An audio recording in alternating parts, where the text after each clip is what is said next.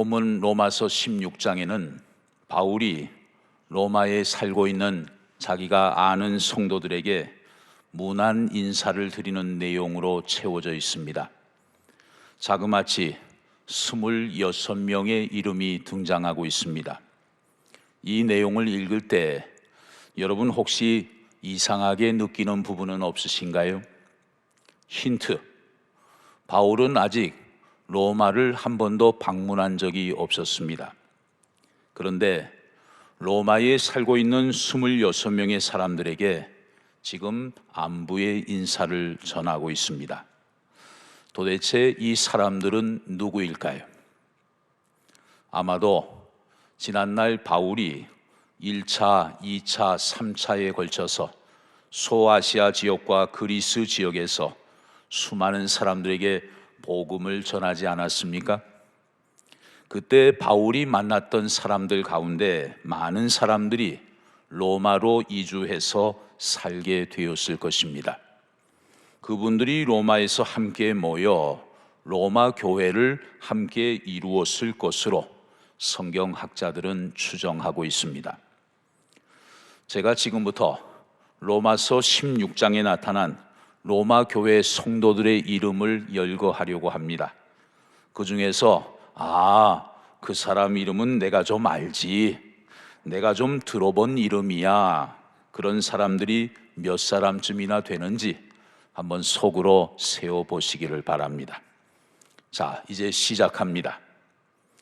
브리스가와 아굴라 부부, 에베네도, 마리아, 안드로니고, 유니아, 암블리아, 우르바노, 스다고, 아벨레, 아리스도블로의 집안 식구들, 헤로디온, 나기수의 가족들, 드루베나, 드루보사, 버시, 루포와 그의 어머니, 아순그리도, 블레곤, 허메, 바드로바, 허마와 그 형제들, 빌롤로고, 율리아, 네레오와 그의 자매, 올룸바.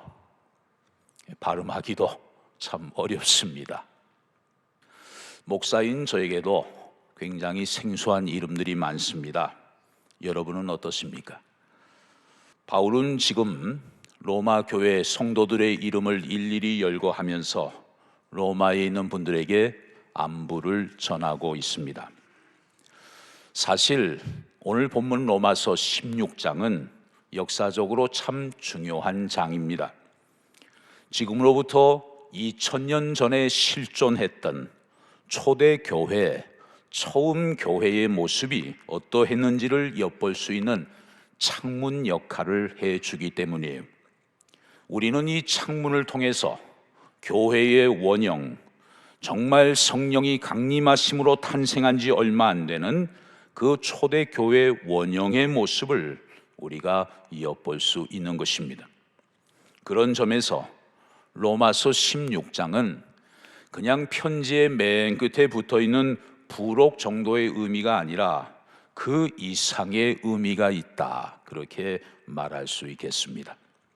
여기에 나오는 한 분 한 분에 대해서 우리가 살펴보려고 하면 오늘 예배 시간 가지고는 모자랄 것 같아요. 그래서 오늘은 몇몇 인물들의 특징들을 간략히 살펴보면서 기독교 초기 교회의 모습을 잠시 관찰해 보려고 합니다. 로마 교회에서 보여지는 교회의 원형적인 모습은 어떤 모습일까요? 첫 번째로 교회 안에 아주 다양한 사람들이 함께 모여 있었다는 것입니다. 바로 다양성이죠. 정말 다양한 사람들이 교회를 구성하고 있었습니다. 자, 몇 사람만 예를 들어볼까요? 9절 말씀을 보면 우르바노라는 사람이 나옵니다. 이 우르바노는 도시와 관련이 있는 사람이에요. 도시를 나타내는 영어 얼번이라는 단어가 바로 이 사람의 이름과 어원이 같습니다. 로마에서 태어나서 로마 도시에서 자랐을 것으로 그렇게 학자들은 생각하고 있습니다. 반면에 그 다음에 나오는 인물이 누굽니까? 스다구. 그 이름의 뜻은 곡식의 이삭이라는 뜻이에요. 이름으로 미뤄볼 때 이 사람은 틀림없이 시골 출신으로 보여집니다. 이처럼 한 사람은 도시 출신, 또 한 사람은 시골 출신, 그 이름의 배경이 드러나고 있어요. 그런데 그 출신 배경의 차이가 교회 안에서는 전혀 문제될 것이 없음을 우리는 오늘 로마서 16장을 통해서 확인할 수가 있습니다. 본문 9절을 보십시오. 그리스도 안에서 우리의 동역자인 우르바노와 나의 사랑하는 스다구에게 문안하라. 두 사람이 저렇게 나란히 연결되어서 한 구절 속에 나오는 것, 굉장히 주목할 필요가 있는 부분이지요. 그리고 14절에 보면 허메라는 이름이 나와요. 이 이름은 그 당시 노예들에게 붙여진 아주 흔한 이름입니다. 허메, 영어식으로 말하면 헤르메스, 불어식으로 말하면 에르메스. 어디서 많이 들어본 이름 아닙니까? 요즘 많은 사람들에게 인기가 있는 명품 이름 같습니다. 그런데 그 당시에는 노예의 이름이었어요. 그 다음 11절에 보면 헤롯 가문 사람으로 보이는 헤로디온이라는 성도가 나옵니다. 그리고 15절에 보면 황제의 문중과 연관이 있는 것으로 여겨지는 율리아라는 여인의 이름도 등장합니다. 이처럼 같은 교회 안에 노예계층 사람도 있었고 황족처럼 아주 지위가 높은 사람도 있었어요. 저들이 한 교회 안에서 함께 같은 예배를 드리고 있었습니다. 서로 저들은 형제 자매로 여기고 있었다는 것이죠. 여러분, 우리도 교회 안에 들어오면 너와 내가 없고 정말 그리스도만 존귀하게 여김을 받으시고, 그리고 내가 잘 아는 사람만이 아니라 나와 비슷한 사람끼리만이 아니라 정말 나와 완전히 다른 사람이라도 오히려 주의 사랑으로 그들에게 다가가서 먼저 인사를 나누고 먼저 악수를 청하고 먼저 따뜻하게 대해주는 이러한 아름다운 모습이 회복되어질 때 거기에 우리 하나님께서 더 기쁨으로 임재하시게 될 줄로 믿습니다. 두 번째로 로마 교회에서 보여지는 또 다른 특징은 바로 사랑이에요.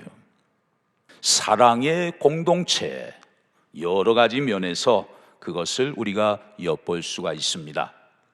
우선 바울이 여러 사람들에게 문안과 안부를 묻는 것부터가 참 아름다운 사랑의 행동이지요. 그리고 바울의 문장과 문장 사이에 흐르고 있는 기류, 그 정서적인 분위기, 이런 것들을 볼 때 정말 사랑 가득한 말씨와 따뜻한 분위기를 우리가 엿볼 수 있는 것입니다. 5절에 보면 아시아에서 처음 개종했다는 에베네도라는 사람의 이름이 나와요. 이 이름의 뜻은 사랑하는 자, 그런 뜻입니다. 또 13절에 보면 루포와 그의 어머니가 등장합니다. 루포에게 안부의 인사를 물으면서 바울이 이런 표현을 쓰고 있어요. 루포의 어머니는 곧 내 어머니다. 참 놀라운 표현 아닙니까? 비록 생물학적인 가족은 아니지만 루포의 어머니가 얼마나 바울에게 잘 대해주셨으면, 얼마나 바울에게 따뜻한 분이셨으면 그의 어머니는 곧 내 어머니다, 이런 표현을 썼겠습니까? 또 3절에 보면 브리스가와 아굴라 부부가 나오지요. 이 부부는 바울을 사랑하되 자기들의 목숨보다 더 사랑했다고 그렇게 성경은 기록하고 있습니다. 그러다 보니까 이렇게 사랑이 많은 사람들이다 보니까 그들끼리 만나면 인사하는 법이 아주 특별했던 것 같아요. 오늘 우리가 볼 때는 너무 특별해서 참 따라하기가 어렵습니다. 보면 16절 상반절에 보면 너희가 거룩하게 입맞춤으로 서로 문안하라 그랬어요. 거룩하게 입맞춤하라. 오늘날 우리와는 문화적으로 잘 맞지 않는 대목이지요. 우리가 그렇게 따라할 필요까지는 없을 것입니다. 그러나 우리 나름대로는 최선을 다해서 서로를 형제 자매로 사랑으로 대해야 할 것입니다. 내가 잘 알든지 모르든지 어쨌든 내 속에 계신 주님이 저분 속에도 계시니까, 그리고 우리 영적 아버지가 저분과 같은 분이니까, 그리고 우리 안에 내주하시는 성령님이 동일한 분이시니까, 그리고 오늘은 우리가 이 예배당에서 예배를 드리지만 앞으로는 시간 바깥에서 영원이라는 시간을 같은 곳에서 우리가 함께 보낼 것이니까, 우리는 모두 주 안에서 한 분 한 분을 귀하게 여기고 우리 모두 사랑의 한 가족으로 대해야 할 줄로 믿습니다. 할렐루야. 여러분, 오늘 우리는 로마서 16장을 통해서 비록 유명하지는 않았지만 바울과 함께 동역을 했던 여러 동역자들을 만나고 있습니다. 좀 더 살펴보면 본문 21절부터 23절에는 이제 로마에 있는 교인들이 아니고 바울 주변에서 지금 바울을 도와주고 있는 사람들의 인사를 바울이 로마 교인들에게 전해주고 있어요. 이들의 모습 속에서도 특별히 사랑의 모습을 우리가 발견할 수가 있습니다. 21절에 보면 소시바더라는 이름이 나와요. 소시바더. 이 사람은 바울이 여러 교회를 순회하면서 모은 헌금을 예루살렘 교회로 전달을 할 때 바울과 동행을 했던 사람이에요. 요즘 말로 말하면 헌금위원 혹은 재정부원 정도 되겠습니다. 소시바더는 바울이 놀라운 기적을 나타내며 복음을 전하던 그런 선교 현장에 있었던 사람은 아니에요. 그러나 흉년을 만나 어려움에 처해 있는 그 예루살렘 교회를 돕기 위해서 헌금을 전달하는 과정 속에 바울 옆에서 바울을 도와준 사람, 그 사람이 바로 소시바더입니다. 그 다음에 21절에 보면 누기오라는 사람이 나와요. 이 사람은 누굴까요? 사도행전 13장에 보면 안디옥 교회의 선지자와 교사들 가운데 루기오라는 사람이 나오는데 그와 동일 인물로 보여집니다. 안디옥 교회는 어떤 교회입니까? 담임 목회자 바나바와 공동 사역을 하는 바울이 함께 교회를 섬기는 교회였습니다. 그런데 이 두 지도자 바나바와 바울을 성령님의 음성에 순종해서 세계 선교사로 파송을 했던 교회, 바로 안디옥 교회죠. 참 훌륭한 교회 아닙니까? 자기들의 유익, 자기들의 영적 성장, 자기들의 이익만을 우선적으로 생각했다면 아무리 성령님의 음성이라 할지라도 그렇게 할 수는 없었을 거예요. 그런데 두 목회자가 떠나가게 되면 교인들, 평신도들밖에는 안 남을 텐데 그럼에도 불구하고 저들은 기꺼이 금식하고 기도하면서 바나바와 바울을 안수해서 파송을 하게 돼요. 그때 지도자들 가운데 한 사람이 바로 루기오였습니다. 그 다음에 21절에 보면 야손이라는 이름이 나와요. 사도행전 17장에 보면 이 야손은 바울이 데살로니가에 이르렀을 때에 바울 일행을 따뜻하게 맞이해 준 사람입니다. 그 당시 데살로니가는 분위기가 아주 험악했어요. 바울 일행이 그 때문에 고생을 많이 했습니다. 그런데도 야손은 아주 담대하게 바울 일행을 따뜻하게 영접을 해 주었어요. 그 결과 이 야손은 군중들에게는 아주 곤욕을 치루었습니다. 그 사람이 바로 야손이에요. 여러분의 자손들 가운데 미국에서 생활을 하는 분들이 있지요. 혹시 그들의 이름 가운데 제이슨이라는 이름이 혹 있을 수 있습니다. 제이슨. 이 제이슨이 바로 본문에 나오는 야손이에요. 사실 이 야손은 별로 알려지지 않았던 인물입니다. 그러나 어려운 여건 속에서도 주의 종들을 따뜻하고 안전하게 보호해준 사람이에요. 비록 군중들에게는 이것 때문에 많은 어려움을 겪었지만, 그러나 하나님 나라를 위해서 귀한 일을 감당했던 인물, 그가 바로 야손이에요. 그리고 22절에 보면 더디오라는 사람이 나옵니다. 바울은 여러분이 아시는 것처럼 육체 몸이 많이 약했습니다. 그래서 이 방대한 로마서를 기록을 할 때 바울은 성령의 감동하심을 받는 대로 그냥 말로만 얘기를 해요. 그러면 그것을 옆에서 누군가가 일일이 적어 주어야 했습니다. 그 역할을 해준 사람이 바로 더디오예요. 더디오, 라틴어로는 셋째라는 이름의 뜻입니다. 보나마나 이 사람은 위로 두 형제가 있고 세 번째 아들 정도 되었을 거예요. 로마서를 대필해준 바울의 동역자, 바로 더디오입니다. 그리고 23절에 보면 가이오가 나오죠. 고린도에서 자신의 집을 예배 처소로 내어놓은 사람입니다. 그리고 많은 사람들의 식주인 역할을 했어요. 다시 말하면 사람들을 자기 집으로 초청을 해서 먹여주고 재워주고 보살펴주는 그런 역할을 한 사람이 바로 가이오입니다. 아마 바울은 이 가이오의 집에서 3개월 동안 머물면서 로마서를 기록했을 것입니다. 몸이 약한 바울이 편안하게 지낼 수 있도록 가이오가 잘 보호해주지 않았더라면 과연 로마서가 기록될 수 있었을까, 그런 생각을 해볼 때 가이오 역시 바울의 참 중요한 동역자가 아닐 수 없어요.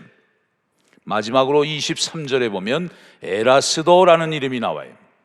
이 사람은 고린도라는 도시에서 재무를 담당하는 고위 공무원이었습니다. 그런데 자신의 위치에 상관없이 바울을 돕고 복음을 위해서 수고를 많이 했습니다. 이처럼 바울은 로마 교회에 있는 26명의 성도들에게 안부를 물었습니다. 뿐만 아니라 현재 자기 주변에서 자기를 도와주고 있는 8명의 동역자들의 인사를 또 로마 교인들에게 전해주고 있습니다. 참 아름다운 일꾼들의 모습이에요. 여러분, 혹시 현악 사중주 연주를 들어보셨습니까? 현악 사중주단은 전 세계적으로 많지 않아요. 왜냐하면 오래 가지 못하고 팀이 잘 깨지기 때문입니다. 현악 사중주 어떤 악기들이 있습니까? 첼로, 비올라, 바이올린, 또 다른 바이올린, 이렇게 4가지 악기로 구성되어 있어요. 바이올린이 2대입니다. 그래서 제1 바이올린이 있고 제2 바이올린이 있어요. 그런데 문제는 이 제2 바이올린 연주자를 찾기가 쉽지 않다는 거예요. 똑같이 음대를 나오고 똑같은 실력을 갖추고 있는데 그 역할이 다르기 때문이죠. 탁 드러나는 멜로디와 솔로는 반드시 제1 바이올린이 하게 되어 있습니다. 그러면 제2 바이올린의 역할은 무엇일까요? 제1 바이올린을 옆에서 받쳐주고, 그리고 다른 2악기 첼로와 비올라를 연결해주는 그런 보조적인 역할을 하게 돼요. 절대로 실력이 제1 바이올린 연주자보다 못하지 않습니다. 똑같이 어려운 악보를 보고 힘들게 연주를 해야 합니다. 그럼에도 불구하고 단지 그 역할이 보조적이라는 인식 때문에 오랫동안 함께 연주할 수 있는 사람을 찾기가 현실적으로 쉽지 않다는 거예요. 세상은 말합니다. 2등은 아무도 기억하지 않는다. 참 씁쓸한 말이에요. 그런데 사실 아니에요? 세상은 오직 1등만 기억합니다. 오직 넘버원만 기억해요. 기업도 그렇고 학교도 그렇고 문화, 예술, 체육 등 각 분야의 사회적 기준이 그래요. 그래서 사람은 어른은 말할 것도 없고 애들도 태어나자마자 언제나 1등이 되기 위해서 발버둥을 치며 살아가고 있는 것이죠. 그런데 여러분, 우리 하나님은 어떤 분일까요? 하나님 나라의 질서는 어떤 것일까요? 교회도 세상의 연장인가요? 신앙의 영역에서도 언제나 뛰어난 사람만 그렇게 우대를 받는 것일까요? 오늘 로마서의 결론 부분은 결코 그렇지 않다는 것을 실제적인 사례로 우리에게 잘 보여주고 있습니다. 바울이 하나님 나라를 위해 물론 독보적으로 큰 일을 감당했어요. 넘버원이라고 말할 수 있을 거예요. 그러나 그 바울 주변에 이렇게 유명하지 않은 많은 사람들이 포진을 해서 함께 동역했다는 사실을 놓치지 말라고 오늘 우리에게 위로와 격려를 해주고 있습니다. 하나님은 넘버원만 기억하는 분이 아니십니다. 한 사람 한 사람을 예수 그리스도 안에서 구원하여 내시고 그 한 사람 한 사람을 꼭 필요한 온리원으로 귀하게 사용하시는 분이에요.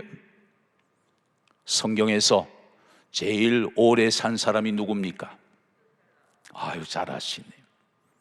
이분은 진짜 오래 사셨어요. 무려 969세를 살았습니다. 그런데 그분의 오랜 삶의 기록, 그 내용이 무엇인지 아십니까? 창세기 5장 25절부터 27절까지 보면 무두셀라는 187세에 라멕을 낳았고 라멕을 낳은 후 782년을 지내며 자녀를 낳았으며 그는 969세를 살고 죽었더라. 무두셀라의 969년 그 긴 삶의 내용을 압축하면 뭐예요? 태어나서 애 낳고 죽었더라, 이거밖에 없어요. 뭐 하나님이 특별히 기억하실 만한 삶의 내용이 없는 거예요. 반면에 비록 무두셀라처럼 그 이름조차 성경에 나오지 않지만 하나님이 반드시 기억하시는 많은 사람들이 있다는 것을 성경은 우리에게 잘 보여주고 있습니다. 히브리서 6장 10절 말씀을 보면 하나님이 불의하지 아니하사 너희 행위와 그의 이름을 위하여 나타낸 사랑으로 이미 성도를 섬긴 것과 이제도 섬기고 있는 것을 잊어버리지 아니하시느니라 말씀하셨어요. 무슨 말이에요, 여러분? 하나님은 어떤 분인가? 하나님은 불의하지 않은 분이라. 그래서 모든 것을 잊어버리지 않고 다 기억하시는 분이라. 너희가 하나님의 이름을 위하여 행한 일들, 사랑으로 성도들을 섬긴 일들, 그리고 지금도 섬기고 있는 모든 일들을 하나님은 하나도 잊어버리지 아니하시는 분이다, 그것을 말씀하고 있어요. 얼마나 위로가 되고 소망이 되는지 몰라요. 사랑하는 성도 여러분, 우리 하나님은 의로우신 하나님이십니다. 그러므로 우리가 하나님을 위하여 행한 모든 행위들, 지난날 사랑으로 성도들을 섬긴 일들, 지금도 하나님의 영광을 위하여 섬기며 봉사하는 모든 일들을 하나님은 절대로 잊지 않으시는 것입니다. 그 신실하신 하나님을 기억하고 더욱 주님과 교회와 성도들을 사랑하면서 남은 생에 하나님이 나에게 맡겨주신 사명을 더욱더 충성스럽게 감당하며 범사에 하나님의 은혜와 복을 누리며 살아가는 행복한 주님의 일꾼들, 복된 저와 여러분들이 다 되실 수 있기를 주의 이름으로 축원합니다.